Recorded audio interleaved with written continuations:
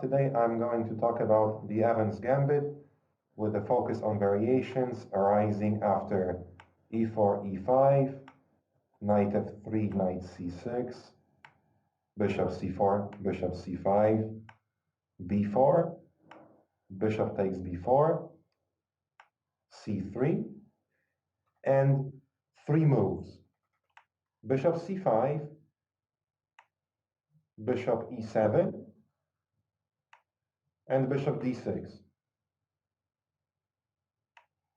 I'm going to start with the move bishop c5,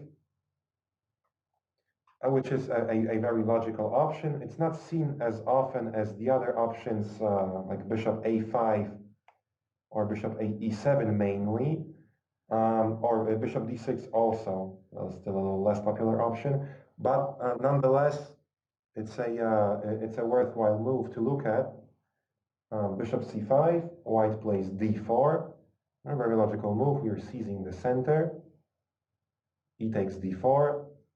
And now the most logically looking c takes d4 is not the move, not the best move in this position, because black gets this additional option bishop b4 with a check. So we take advantage of a trick here and castle instead. And in this position, black cannot really capture on c3. Why do you think that is the case?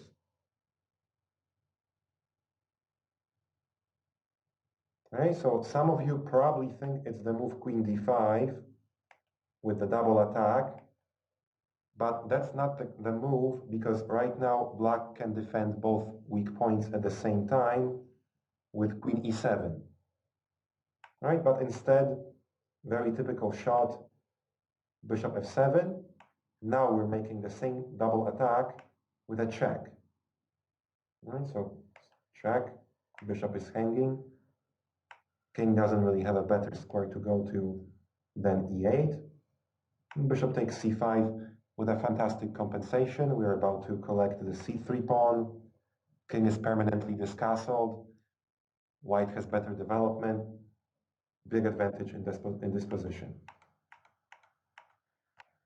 Here, after castling, black typically chooses two options, either d6 or d3. And let me look at those options in turn. After d6, we obviously take on d4, bishop b6, and in this position, I think the best move is d5. However, another interesting option is definitely knight c3, right? Very logical, we're sticking to our center. Down a pawn, but again, compensation in development, space, and like I mentioned, the center. Or also, queen b3 is an option. Now possibly transitioning into the bishop a5 line after queen e7. But black does get this additional option, knight a5. Now, if we want to take the pawn after king f8,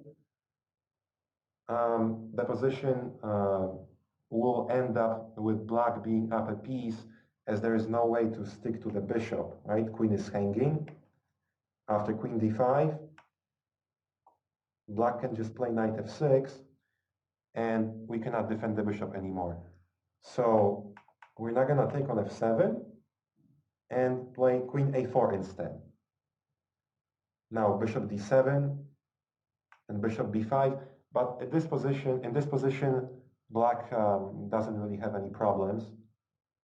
That's why I recommend the move d5, which gives white better chances here in this position.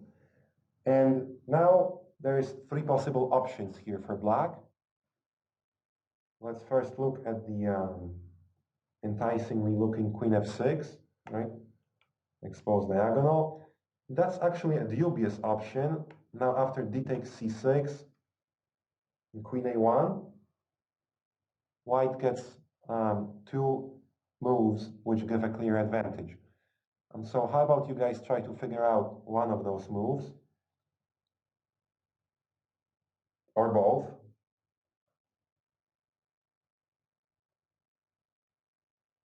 Okay, so white can play here queen b3, attacking the pawn and creating the threat bishop b2, a queen trap. Now, if queen f6, bishop b2, queen g6, knight h4, queen h5, and bishop g7 gives a close to a winning advantage.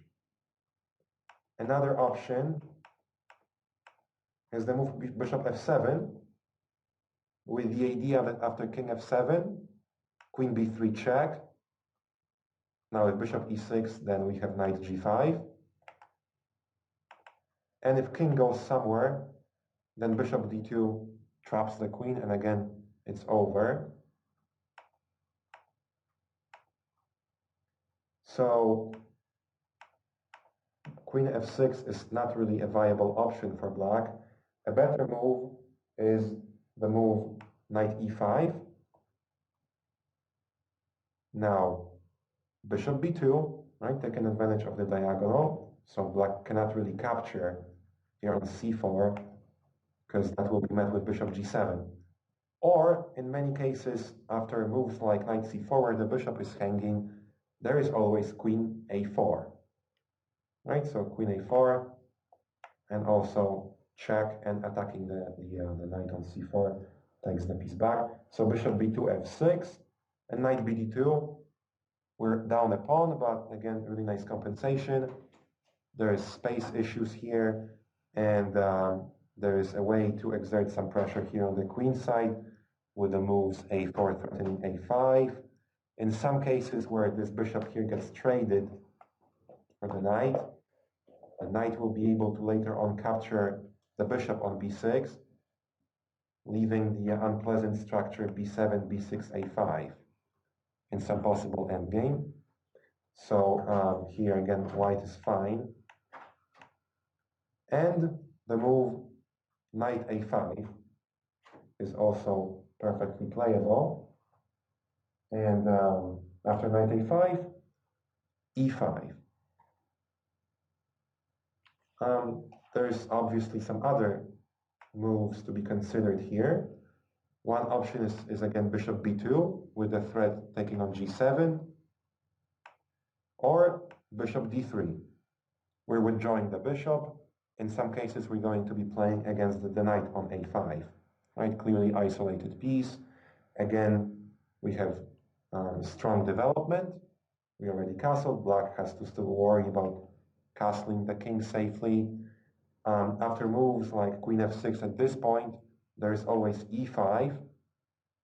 D takes e5, and now the bishop b2 or rook e1 also looks fine. Okay. Another option here for black on move 7 is the move d3. After d3, queen d3 is fine, but I think better chances poses the move knight g5. Right? It's more aggressive, there's an immediate threat, and two ways to defend the pawn for black. Knight e5 or knight h6. Which one do you think is more logical?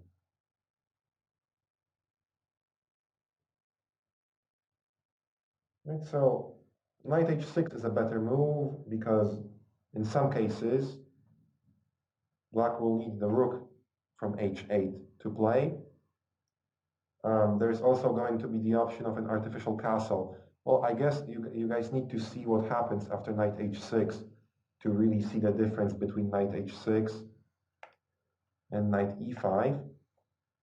Okay, but the main reason why we're playing knight h6, not knight e5 with black here, is that we're developing another piece. So white takes on f7, knight takes, bishop takes f7, king f7, and the double attack, which is the point of the whole variation. queen h5 check. Now king has to go, for instance, to f8. Queen takes c5, d6, and queen b5. And here in this position, again, white's compensation is mainly dependent on the black king, which is going to have hard time castling. There are some options for an artificial castle, but again, that takes time. And when you look at this position, here, white is having fun for free as the pawn on d3 will be falling. So equal material, I would say it's an edge. It's a slight edge for white here.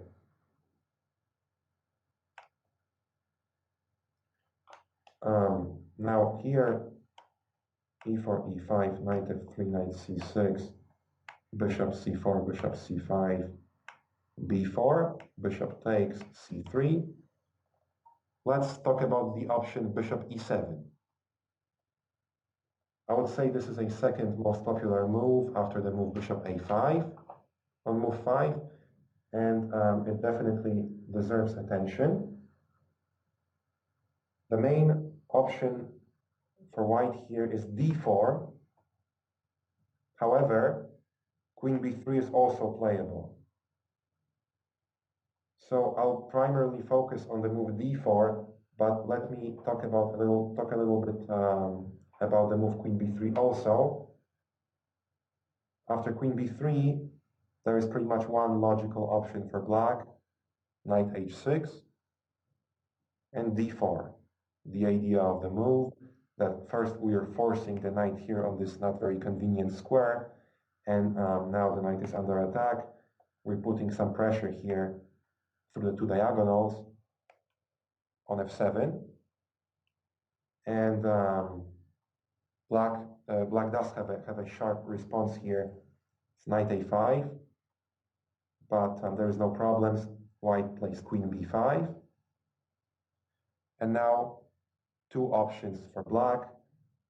One, c6, after which we have the move queen e5, right? So here is a weakness on g7 this time, that if black takes on c4, queen g7, bishop f6, and queen h6 again gives white an advantage.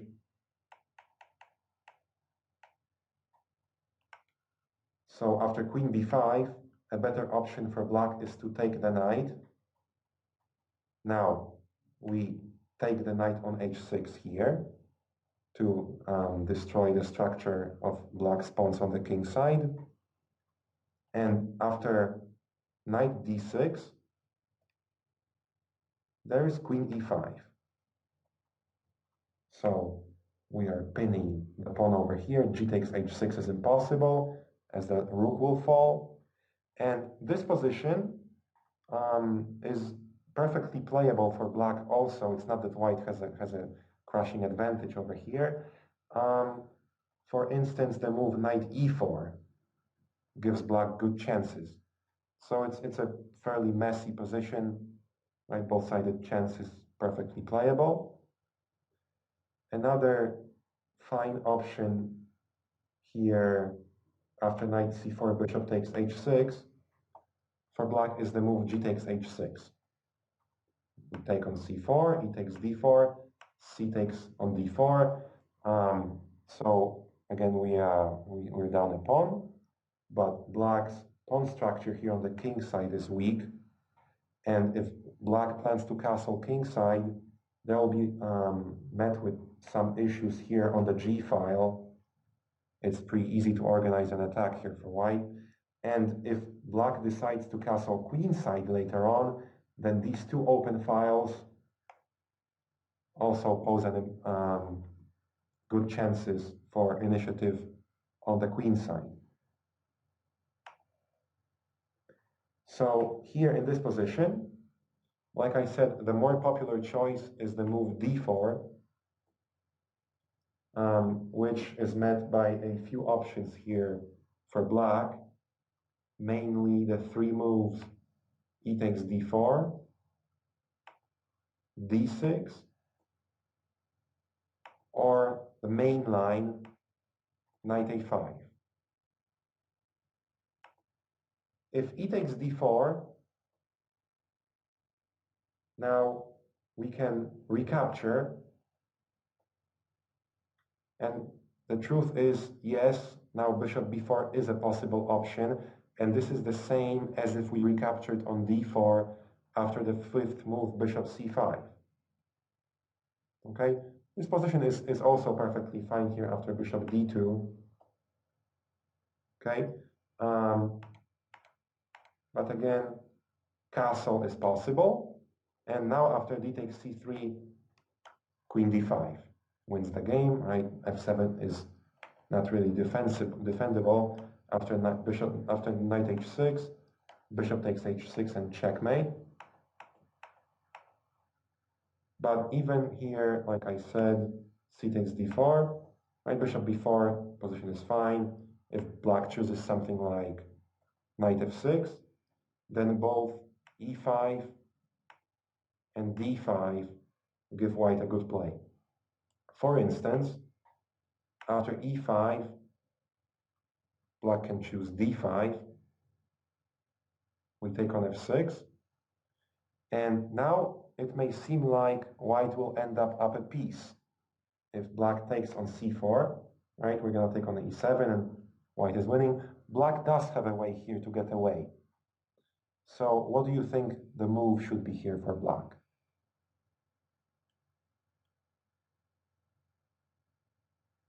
Okay, so it's bishop b4, check.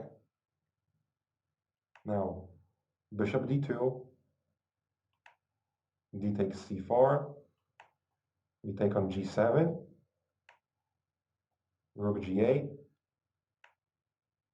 bishop b4, knight b4, castles. Again, with a very nice compensation. Same old story, black king discastled, right? I don't have to talk too much about this position.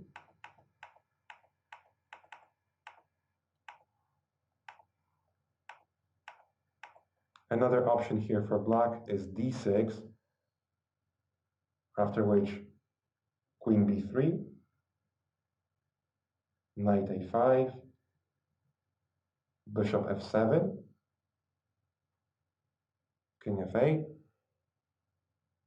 and now white's queen is under attack, and if we move away, the bishop will fall. So what do you think white can do here in this position?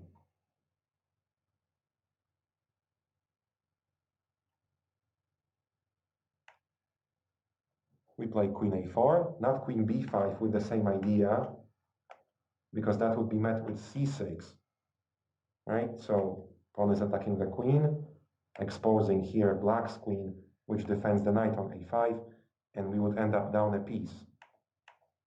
So we play queen a4, king f7, queen a5. Again, the position is more pleasant for white because of our old reason, black king. And like I said, the main line, knight a5, now leaves white with 4 options. Well, actually it's 3, as one of those options, bishop f7, is a dubious continuation which may only look logical, but this is not a very sound sacrifice, because in the variation king f7, knight e5, now the careful king f8, because if the king e8, and queen h5 possibly could give some chances here, but king f8, queen f3, knight f6, and now let's say knight d3, trying to get here the piece back, is met with d6. Now after e5, black takes, and bishop g4. Right, so white is also lagging in development in this variation. Weak knight on d3, and black is left with an advantage. That's why I wouldn't really play bishop f7 in that position. But there are other options. There's the move knight e5, bishop d3, or bishop e2. For instance, after knight e5, knight c4, knight c4, d5, e takes d5, queen takes d5, knight e3, queen a5, castles, knight f6. I am following a fairly recent game, a very encouraging game for aspiring Evans Gambit players. Castles, bishop d2, queen h5. In this position, played between two grandmasters, Robson and Perlstein, black collapsed after white's move. What do you think that move is?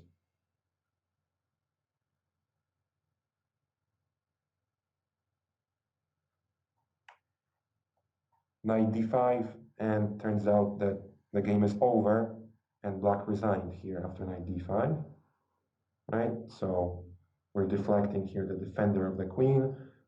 If knight takes on d5, the queen is gone.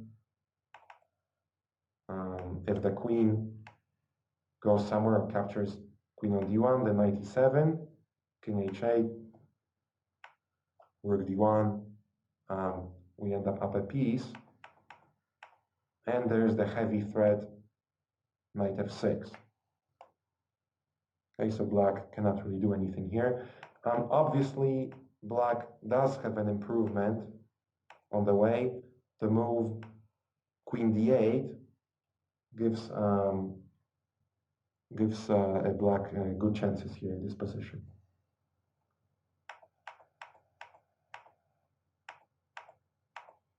Here in this position, like I said, white can also choose bishop d3.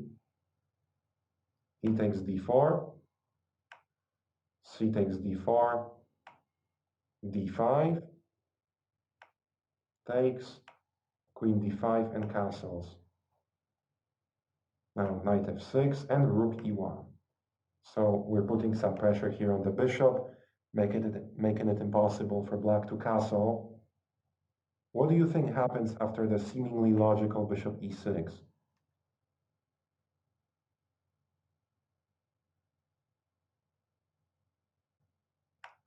So we play rook e5, and turns out that the piece is gone. We're just gonna take on a5. So instead, in this position, again, queen d8 is a better option. Now after bishop a3, white is again left with a nice compensation.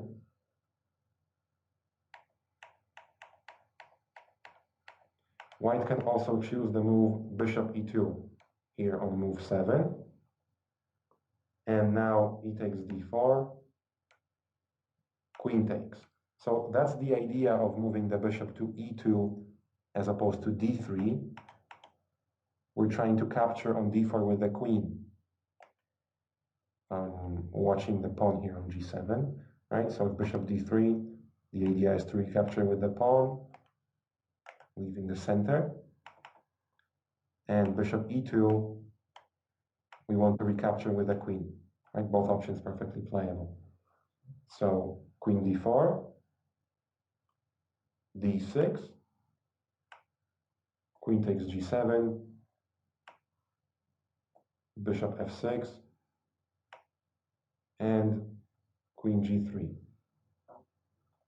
In this position, it happens so that white will typically castle kingside and black will castle queenside, leaving the typical opposite castles sharp play where black will be trying to do something about the G file, focusing on the white king, and white is going to try to open the queen side, mainly here through the B file. Again, this position has been played many times with both-sided results. And that completes the move bishop e7. So this wraps up the theory of the Evans Gambit arising after the moves bishop c5 and bishop e7 on move 5. Thank you very much for listening.